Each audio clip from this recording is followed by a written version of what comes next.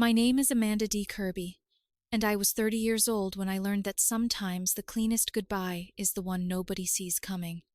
I still remember the exact second my heart stopped making noise. It was 3:07 a.m. on a dead Thursday, 3 years ago. My hand slid across the mattress, searching for Ethan's warmth, and found only cold, wrinkled sheets. The apartment was silent except for the faint, relentless buzzing coming from downstairs. His phone had been lighting up the living room like a strobe light for the last half hour. I had woken up in a fog of worry, the kind that hits when the person you love disappears in the middle of the night without a word. We had been together 2 full years, living together for the last 8 months. I sent one single message. "Babe, everything okay? Where are you?"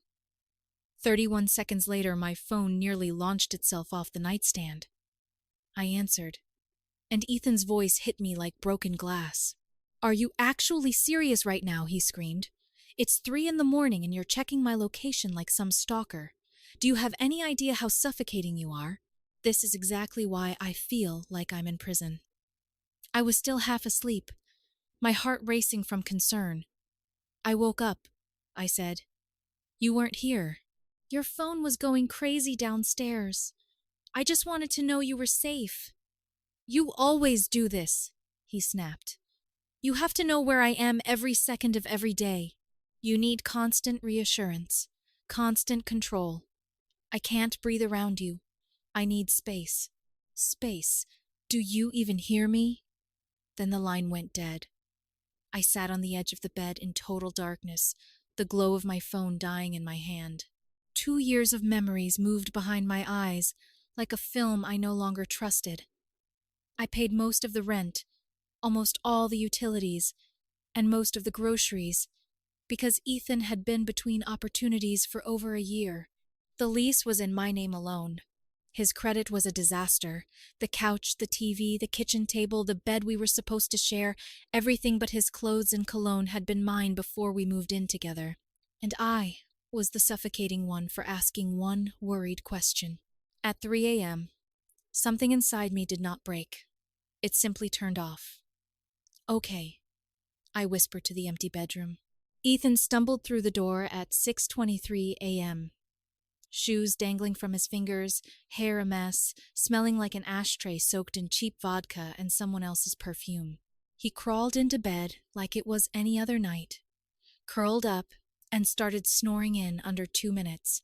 His phone kept vibrating against the dresser until he slapped it silent and passed out cold. I lay perfectly still, eyes wide open, until his breathing turned deep and even. Then I started moving. At 7:59 a.m., I called my manager. "Family emergency," I said. "I'm cashing in every vacation day I have left, effective immediately. I'll be offline for a bit." He told me to take whatever time I needed. At 8:12 a.m., I texted my best friend, Marissa. "Need your SUV and every muscle you've got today. I'll pay for gas, food, coffee, whatever you want. Be here by 9:30. No questions asked." She pulled up at 9:26 with 2 giant coffees and 0 hesitation. Ethan was still dead to the world, mouth open, face buried in the pillowcase I was about to abandon forever. We worked like a silent heist crew. Couch, coffee table, TV, and stand. Bookshelves, every plate, bowl, mug, fork, knife, my cast iron skillet collection, my gaming laptop, my clothes, my shoes, my tools, the framed movie posters, the area rugs, even the shower curtain, and the expensive towels he once said made the bathroom feel less embarrassing. Everything that was mine went straight into Marissa's SUV and a rented van she somehow found in 20 minutes. She kept shooting me worried looks but never asked what the hell was happening. I left his clothes in the closet, his sneakers by the door, his cologne on the dresser, and the decorative pillows he insisted made the bed look grown up. Not my problem anymore. While Marissa drove the first load to her garage, I handled the surgical strike. I sat in the Carrier store parking lot, paid for a brand new SIM, and activated a number Ethan would never know. I logged into every utility portal and removed my name from anything I could. I deleted every auto payment I had been stupid enough to set up for his groceries, gas, and streaming habits.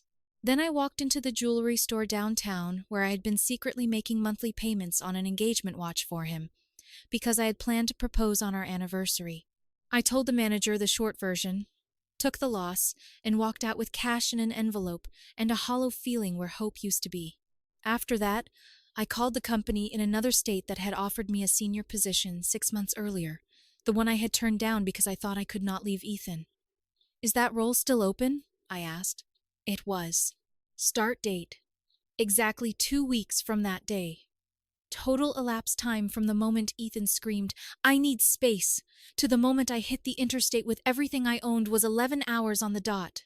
By 9:17 p.m., I was driving south, windows down, music blasting, a full tank of gas, and no note on the kitchen counter. No breakup text. No, "I wish you the best."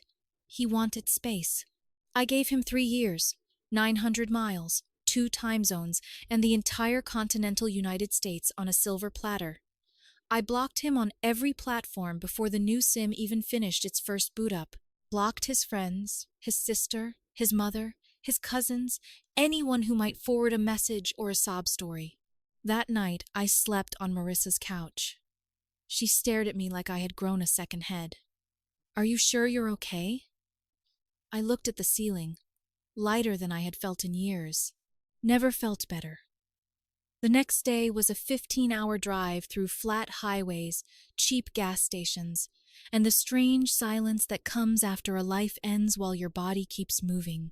By the time I reached the new city, I was exhausted, hollow, and wired on gas station coffee. Marissa had arranged for a friend of hers to help me unload the essentials into a short-term apartment I found online. It was small, plain, and smelled faintly of fresh paint, but the lease had one name on it: mine. 2 weeks later, I started the new job. It paid 32% more than the old one. I joined a gym. I found a therapist every Thursday at 6 p.m. I bought furniture that belonged to me completely and swore I would never again leave pieces of myself behind in someone else's apartment. Life got quiet. And quiet felt like freedom. 3 years passed almost cleanly. I made real friends who did not weaponize concern. I learned how to cook steak perfectly medium rare and eat it alone on a Saturday night, without feeling pathetic.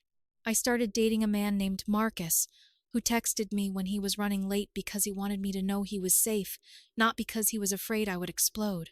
The first time he sent, "Running 10 minutes late. Traffic is ugly. See you soon." I stared at the message for a full minute. No defensiveness.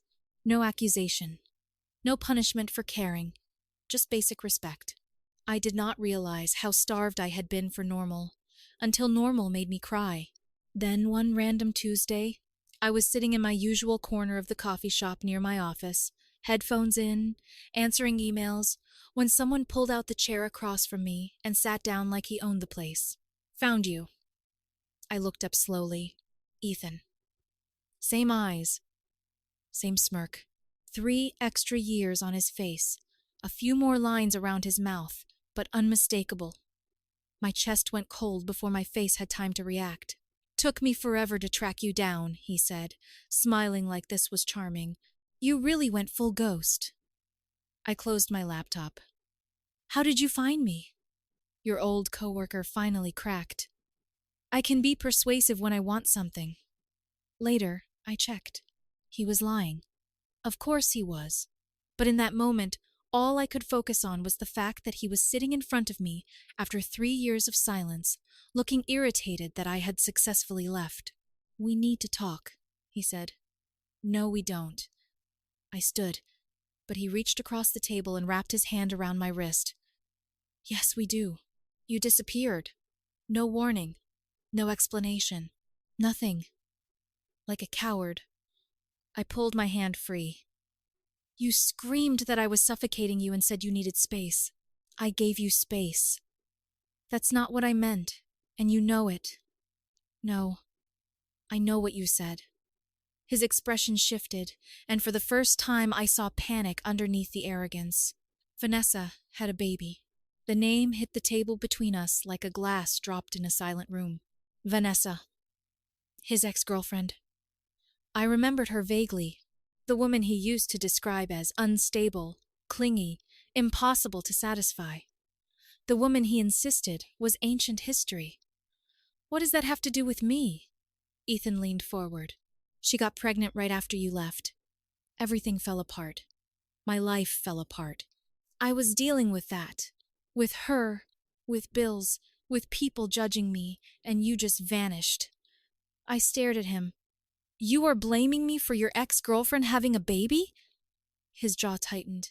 I'm saying you abandoned me at the most vulnerable moment of my life. I laughed once, sharp and disbelieving.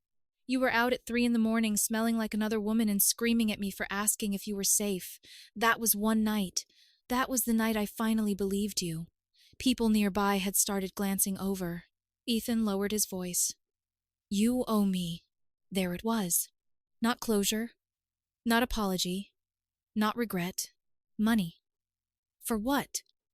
For what I went through. Lost wages. Therapy. Medical stress. I had to move back home. I had debt. Vanessa dragged me through hell. You walked away and left me to deal with everything alone. I sat back down because my legs suddenly felt too steady, too calm. Show me proof. He blinked. What? Proof. Bills. Legal documents. Anything showing why I am responsible for your ex-girlfriend, her child, your debts, or your choices. His face darkened. You always have to control everything. No, Ethan. I learned to verify everything. He shoved a folder across the table. Inside were messy copies of medical bills, old screenshots, and handwritten notes that looked more like a performance than evidence. Nothing connected me to anything. Nothing proved I owed him a cent. Then I noticed the child's birth certificate copy. Father listed as unknown. I looked up. If the child is yours, that is between you and Vanessa. You think I don't know that? He snapped. But if you hadn't left, I would have had support, stability. You made me spiral.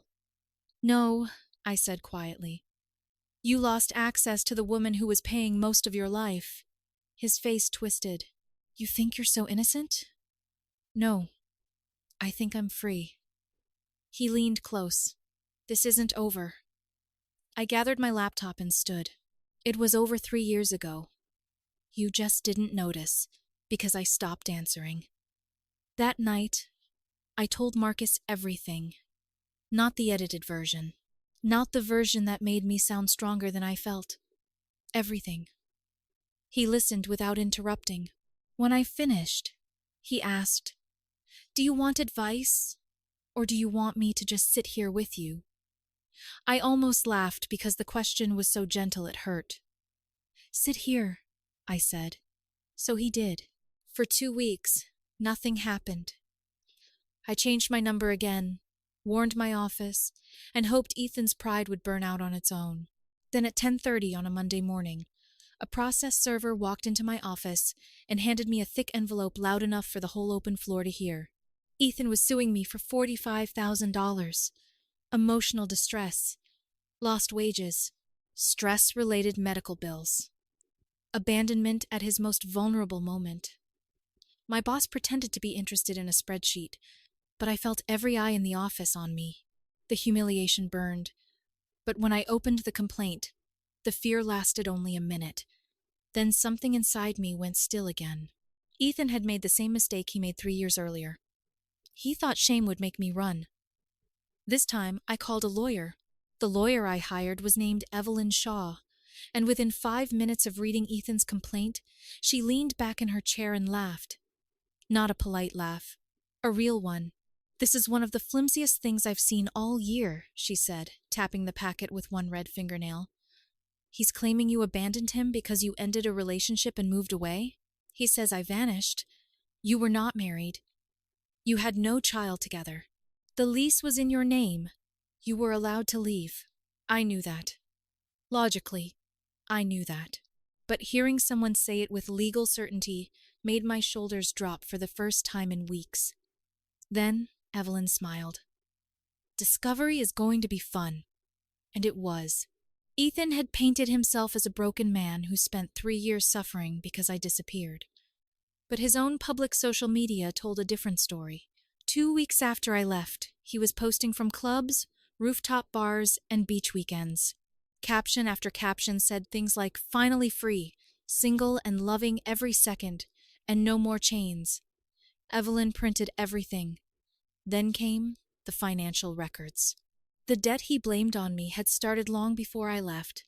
The lost wages came from him quitting jobs, not losing them. His stress-related medical bills were mostly routine visits, and the rest were from the chaos surrounding Vanessa, her child, and his own refusal to take responsibility. None of it connected to me. Then we found the messages. Ethan had texted Vanessa about trying to get money from me before he ever walked into that coffee shop. One message said, "She owes me for leaving." Another said, "If she feels guilty enough, we can settle before court." Evelyn looked at that one and grinned. "Beautiful," she said. "He documented the scam for us." Court day arrived 6 weeks later. Ethan showed up in a modest button-down and a face arranged for sympathy. His mother sat behind him, glaring at me like I had personally kicked over their family altar. His lawyer began with a dramatic story about a woman who vanished without warning, leaving a vulnerable man to face emotional collapse, financial strain, and a child-related crisis alone. The judge raised one eyebrow. "Counsel," he said, "were these parties married?" "No, Your Honor." "Any shared children?" "No, Your Honor." "Any legal agreement requiring the defendant to remain in contact or provide support?" His lawyer hesitated. "Not formally." Then continued carefully. Our turn came quickly. Evelyn laid out the timeline in calm, devastating pieces. The 3 a.m. phone call. Ethan demanding space. My legal removal of my own property from an apartment leased in my name. My job relocation. 3 years of no contact. His sudden reappearance. His attempt to connect me financially to Vanessa's child and his debts. His public posts celebrating being single. His messages discussing how guilt might force a settlement. The courtroom got quieter with every sentence. Ethan stared at the table. His mother stopped glaring. The judge did not even finish his coffee. "People are allowed to end relationships," he said, even abruptly. There was no marriage, no shared legal dependent, no contractual obligation, and no evidence that the defendant caused the plaintiff's financial or emotional difficulties. This case is dismissed with prejudice. For 1 second, I forgot how to breathe. Then Evelyn stood again.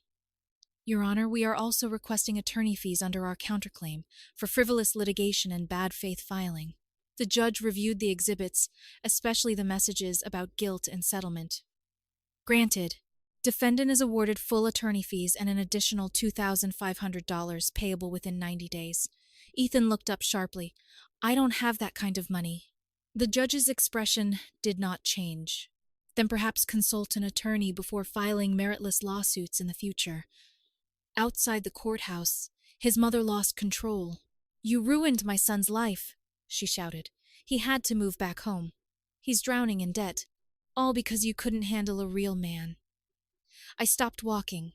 Evelyn touched my arm, warning me without words. But I looked Ethan's mother directly in the eye. "Your son screamed at me for caring where he was at 3 a.m. He tried to blame me for his ex-girlfriend, her child, his debts, and his choices.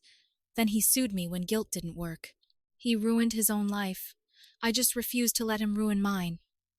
Evelyn pulled me away before I could say more. "Ethan never paid the $2,500. 6 months later, I heard through a mutual acquaintance that he had filed bankruptcy. He moved back to our old town, got engaged to someone new, and was still telling anyone who would listen that I abandoned him when he needed me most. Maybe he believed it. Maybe lies feel less heavy when you repeat them long enough. I have been with Marcus for almost 2 years now. When he is out late with friends, he texts me because he wants me to know he is safe. When I ask what time he will be home, he answers with a kiss emoji instead of an accusation. Turns out that is not too much to ask. I still have the court file, the screenshots, the texts, the complaint. Every piece of proof saved in a password-protected folder labeled just in case. I hope I never have to open it again. But I keep it, because peace does not mean forgetting what people are capable of. It means knowing you can protect yourself if they come back. Ethan wanted space. I gave him 3 years, 900 miles, 2 new phone numbers, an entire new life, and an ocean of silence. Some wishes really do come true. Be careful what you ask for. You might just get all of it.